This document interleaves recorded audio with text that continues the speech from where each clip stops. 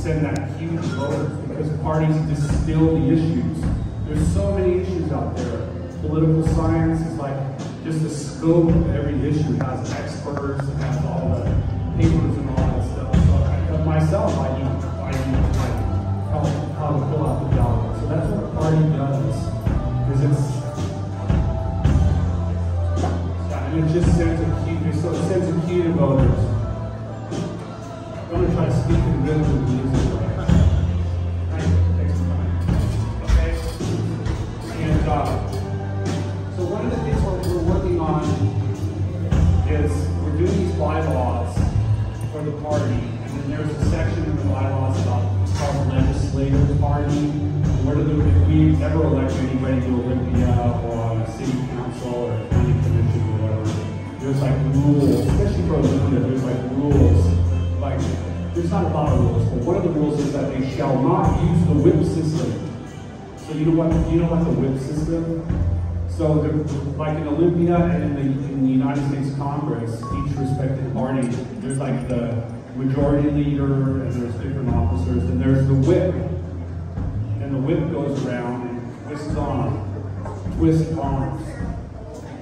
So basically, they whip everybody to get in line behind this one vote. So there's different ways to do that. So the Cascade Party, it's like we're not gonna have like every issue under the sun in our platform, but 5, 10 things that we want to promote. And then that's it. So if you're elected to the legislature of your Cascade Party, you're expected to vote on these things because that's what you were elected on. But everything else, you're an independent. So like a constituency here in the Yakima Valley, their Cascade person is vote differently than somebody from Cascade Party in King County, except on those few things, right? Because there's different needs, there's like a different flavor of it. So it's one part is just trying to be independent. So that's just another thing we're trying to do. We're trying to break ground. We're trying to be seminal. Politics can change, and we're just doing it, or we're trying to do it. Okay, we're going to do like a Q&A here, but and finally, so why are we having this convention here in Yakima today? Because we want a Cascade Party, we want to recruit candidates for 2025 and 2026 and beyond. And we want to have the same fundraising rules that Republicans and Democrats have. But you can only have access to those rules if you're a quote-unquote bona fide party. So a party in good faith. So how do you get access to these rules? Well, the period to qualify for these rules is only once every 4 years. Today it's from May 4th to July 27th in a presidential election. It's like cicadas hatching, or what are those ficus plants that shoot the stock up to, you need to happen. It just doesn't happen very often, right? It's like that. And so we started this party in March and we're like, oh my God, we got to get access to these rules or we'll be shut out until 2028. So we've been scrambling to put these conventions together. So I'm the chair, and like, what are my resources? How do I turn people out? It's just like, let's have music. And it's been working. Okay, so you need to collect 1,000 ballot signatures. You need to publish notices in the paper. Did you see our legal notice in the Yakima Herald? There was you read legal notices. Okay. I'm an externalist, so I read all kinds of stuff. Yeah, you do that. Yeah, but there's probate, right? And there's all those kind of things. In the estate of so-and-so, notice to creditors, and there's like Cascade Party in Washington. Anyways, you have to have a legal notice like 10 days before the event there. And then you need to qualify for the presidential ballot. Right? So it's like, all right, what does that mean? So we have to find somebody to run to be our presidential nominee, and we found a vice presidential, per the U.S. Constitution, the VP needs to be from another state. So I was stupid enough to be nominated as we're our nominee for our presidential. I'll say this. My fellow Americans, I promise you all kinds of stuff. Well, thank you for that smattering of applause. And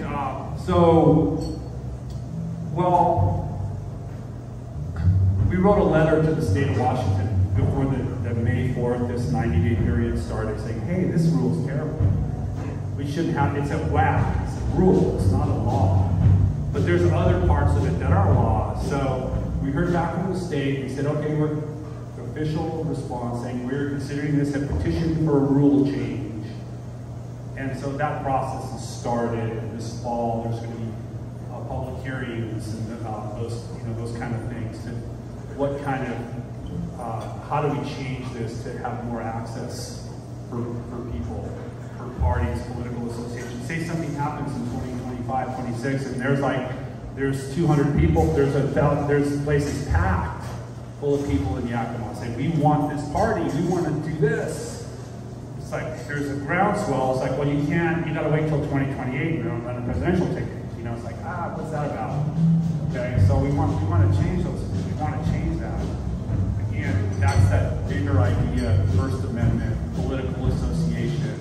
And you know, bowling alone, like this venue here was what was it? What kind of Christian Scientist church? You know, and how many old churches, Grange halls, the Masonic Hall down the road. 100 years ago, 1 in 3 Americans were a member of a community group, and that just changed. There was that Putnam book, Bowling Alone. There's a whole study about why that happened. But we're so well, maybe people don't want to go to a Masonic meeting or a Grange meeting. You're doing all your Grand Poobah stuff, right? That's what the lodge system. The water buffaloes, remember? But the Flintstones, you don't remember the Flintstones. You do. They were part of the water buffaloes. They were the lodge. They did that, right? So, well, people, I don't know if it's realistic to expect that people are going to go back to that, but it's to be part of this online thing. It goes back to that. And so we want to change the rules to say, yeah, we have the venue's full here. We want to have a party. We're going to nominate our candidates, and we want to support our candidates. But if we're not a bona fide party, then we're a political action committee. We're a PAC. So we can coordinate with candidates, and that's just not right. So we have some ideas for alternative rules, because if you want to change the rules, you should have an alternative proposal saying this is and why it's better. So we're doing that, and that's pretty much the idea of the Cascade Party. The platform's really centrist.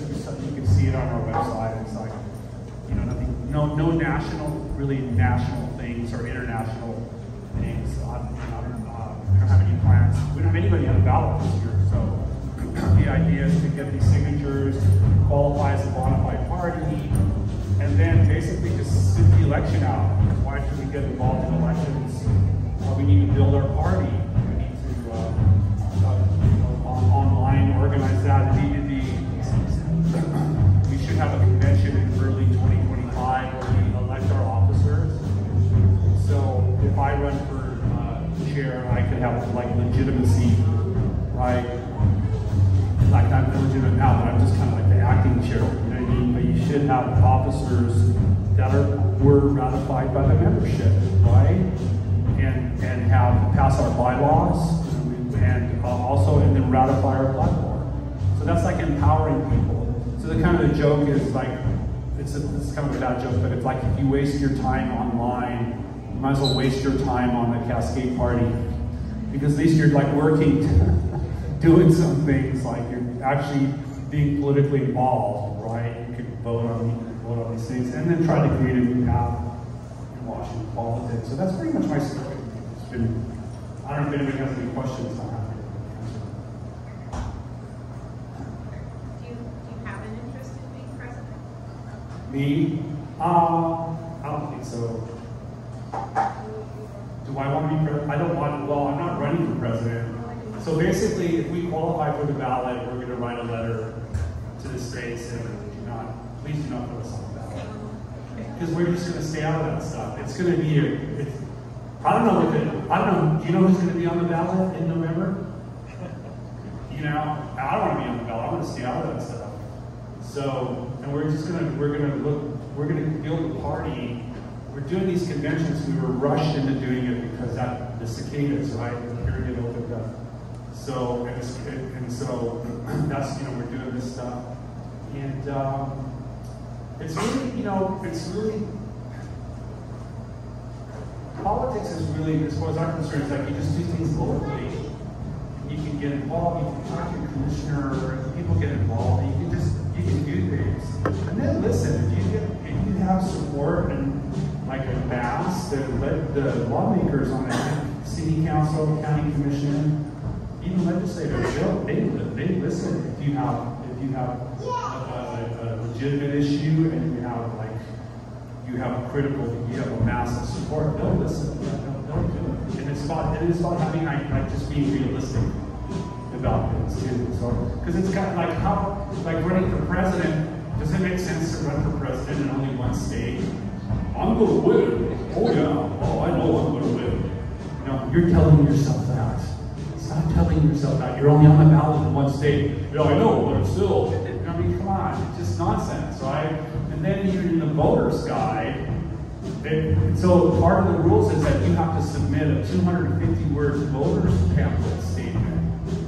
And so it'll be whoever the Democrats are, it'll be Trump and Vance. Then I think the Party for Liberation and Socialism, Libertarians. So I'm going to be there like, hey, I don't want to run for president. The state is making me do this. This is nonsense. That's one of the reasons why they should not put us on the ballot, because that's forced speech, right? It's just like, what does this guy say? You know what I mean? I don't want to say that, right? So it's like, so we're trying to change things. We're trying to change the rules to how, for political association in Washington State, to make it more accessible. What they did, so this is like the walking stone. It's like, in 2008, voters passed I-72, the top 2 primaries. And if you look at the ballot, it's a descriptive ballot, and it has like a disclaimer on it. And candidates prefer a party. That's a goal. And ask people if they understand that stuff. There's a lot of, it's not easy to understand. I understand it, because I've been really studying it. But it's like, so they needed a partisan ballot. Those are non-partisan ballots. It's a descriptive. Who was a candidate up in like Skagit County? He prefers salmon yoga party. Salmon yoga party. Remember that one? Because he thought we should restore salmon runs and they should teach yoga in school, right? So, but it's a non-partisan ballot. So what they did is they pitched the test for minor and major parties to the presidential ticket. And that's why we've got these petitions here to do that. But as a Cascade Party, we're discussing right now the alternative. It should be to precinct committee officers. That's the other, because when you probably have it on your ballot right now. You've got your primary ballot. There's a PCO. That's a partisan election. So it should be like, if you want to start a party, you can run X amount of PCOs in the state, and that's how you call it. Reasonable, not, you know. But that's the idea. And so, like on the Hub, we have a book club. We're reading this book now called American Sickness by Elizabeth Rosenthal, and it's just about healthcare in the United States. She wrote in the Wall Street Journal. It's not like about a book by any means, but it's like politics is so visceral. People are online. It's like conditioning, operative conditioning. You just want to click, use, or whatever. Like Cascade Party, it's like slow food. It's not junk food. So it's just like slow food, and it's nutritionally dense, right? So that means it's not really going on the Hub. It's not for everybody, and you can get into the discussions. You can read the book or kind of do those things. Can you tell us a little bit about the draft policy of the Cascade Party? Oh, the draft. So the draft policies it's just like mainstream stuff, like fund the police. drug court, helping people, those kind of things. Transparency in elections, proportional representation, transparency in healthcare. That's why we're reading this book, so we can really have a good policy on healthcare. Because it was Congress passed a law in like 2019 for advertised pricing in medicine, but the providers don't do that, right? So, and I don't really know a lot about it, but you know how you can go shop for a LASIK, and then you can shop for like elective surgeries, like get your face done or something. But it should be where you can go like there's in a strip mall like Knees R Us. Yeah, these are like registered, certified doctors that they have medical certificates, and they just crank these out, and then you know how much it costs. You know what I mean? You know what I mean? It's advertised pricing. Gary Johnson, when he ran for president in 2016, he was advocating that. And it finally was in Congress, but what's going on is the healthcare providers are not following the law, or they're really skirting it. Like, oh yeah, here's all our advertised pricing. It's in like in a folder. You can come in and see it if you want. It's not how it's meant to be. Like A folder. it's like folder in the basement. So you know, there's a insurance commissioner elections here. It's open, so that'd be a good question for one of the candidates. How are you gonna enforce advertised pricing? It is a federal law. What about agriculture with the Yakima? Oh yeah, agriculture. Yeah, we have I have relatives who wheat farmers in Cheney, and so it's basically for family farms that kind of agriculture, decentralized, and that's like the ethic of like the Cascade Party. And it's just where I come from too, in the music industry, we are always just decentralized and just like family farms and those kind of things. Be a voice for that stuff. But it's this draft platform, so you could you join a hub, and then you can we can engage in a conversation. We're going to be drafting the platform. We have quite a few months to do it. It'll probably be like January, February, March, where we'll have our convention. By then, maybe there'll be a committee. We'll have a committee that'll work on these things. But again, people are connected to the internet, so and there's just the scope of policies. So people who really understand things like agriculture, who understand things like healthcare. That's to help. Where did your interest in agriculture come from? Well, my interest in agriculture, just through my family. Yeah, over in Cheney, they do wheat, triticale, that kind of, and then on the coffee table is like the Wheat Growers Association, their monthly magazine, just like flipping through that. And you can see that it's just like, it's not these corporations, these are family farmers and just basically business people. And there's always, it's not an easy gig with like the weather, fuel prices, You grow potatoes yourself? No, that's a hobby. I didn't grow any potatoes this year. Oh. Yeah, I have my own little, I usually have a potato patch about as big as this room. And I have a tractor, and it's like Italian, potato digging machine. I didn't do it this year because I'm here doing this stuff. Then I'm taking off, and I'm going to chill in August. I'm going to get these signatures, turn them in, and just kind of work on the party stuff. Thank you for coming, first of all. Second of all, I'm curious as to the Cascade Party's kind of idea of providing mental health care services for people in Washington State. Oh, mental health care services. Yeah, we haven't really gotten into the weeds of that. My personally, it's just like there's money, and I would put pressure on our federal representatives. There's a lot of money there, and then now there's all this debt. You know, remember Operation Desert Storm? I mean, and how many trillions of dollars did that go? You know, and then nobody's ever held accountable for all that spending. And where does the money go? There's no auditing. It's just like it'd be refreshing in our federal elections for people to speak up and say, hey, let's have some different priorities, like peace policies, and making a priority for like just taking care of people. And one of the reasons I got back into politics again, it was a couple of years ago in Seattle. I live out on the coast. We have a place in Seattle, and there's this horn blaring,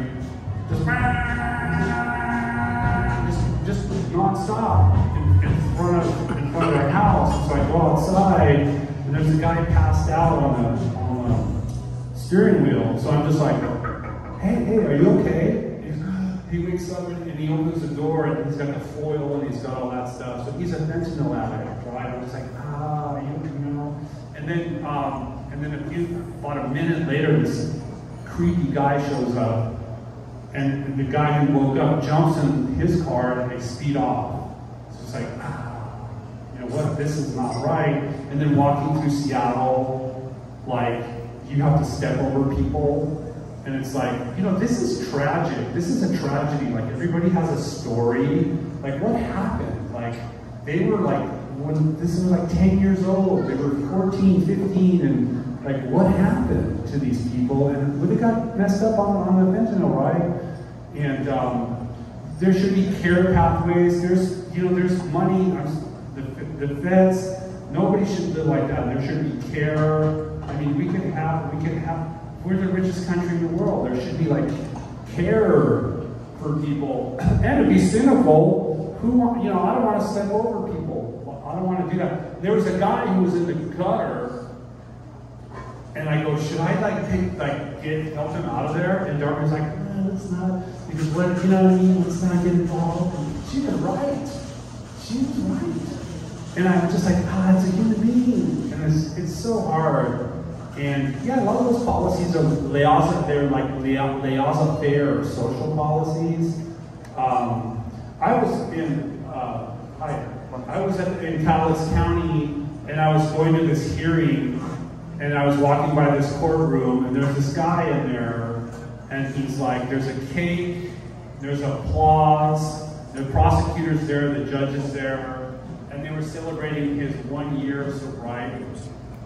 And he was like, he got busted the year before, and he's like, and they told him you can go to jail or you can go do a deferred prosecution, which is drug court. And he took the drug court, and look what happens. He's sober, and at our Grange, we sponsor AA meetings, and those people are so into it, and they support each other, and it's like, that's a good program. That individual needed that kick in the pants, like you could go to jail or you straighten out. He took it, and he's got a job. He's probably helping other people in his community. That whole he's a community, and some people need that, and it works for a lot of people. So in Seattle they do the housing first, harm reduction. I don't believe in that, because there's no transaction. Like, all right, we're taxpayers. We're going to help you. We're going to give you housing. You don't have to live on the street. But here's the transaction. You can't do drugs anymore. You got to be sober. And that's why a lot of people, it's a bad deal. It rubs us wrong. There's like evolutionary psychology where people know what's a fair deal and what's not a fair deal. It's like, well, we're giving you all this, and you're just like, I get up on Monday mornings and go to work, and you're loaded.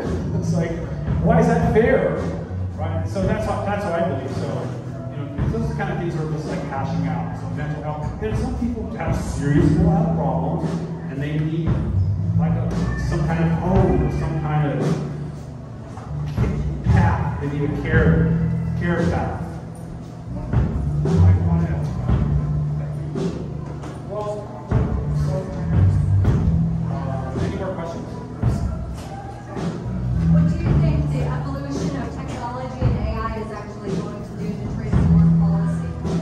that's a really good one, like what AI is doing. That's over my head.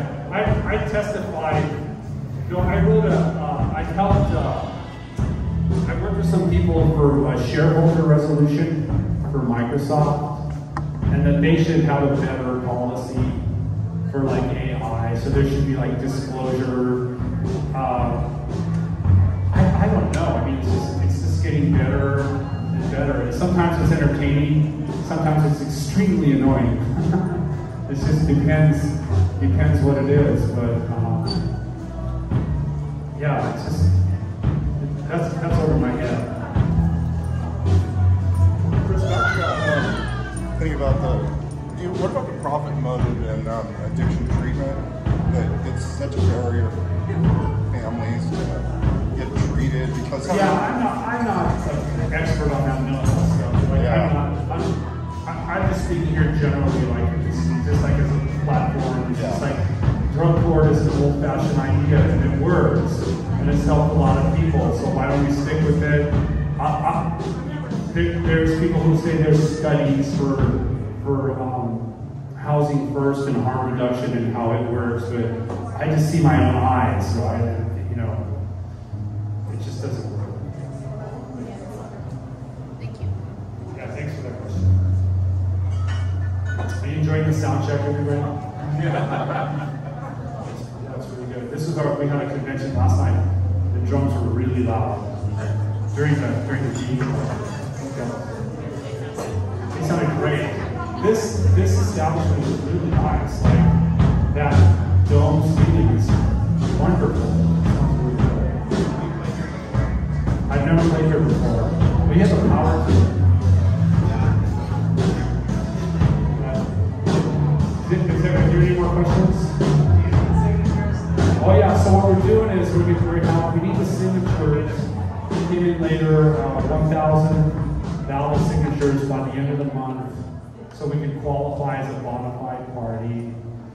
And so we're challenging the rules for the state of Washington. We're just saying, hey, these rules are bad. Like, okay, it's not like you make a new party news, run a presidential ticket. Okay, we'll follow the rules and do that. So please sign the petitions right here, and then I'll be around collecting the signatures and doing all that stuff. So thanks everybody for coming.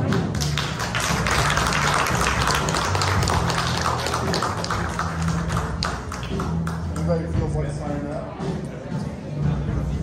Anybody feels like signing up? We have these petitions. You dropped this. Very simple. Oh, thanks. Where'd that little thing go? Oh, okay.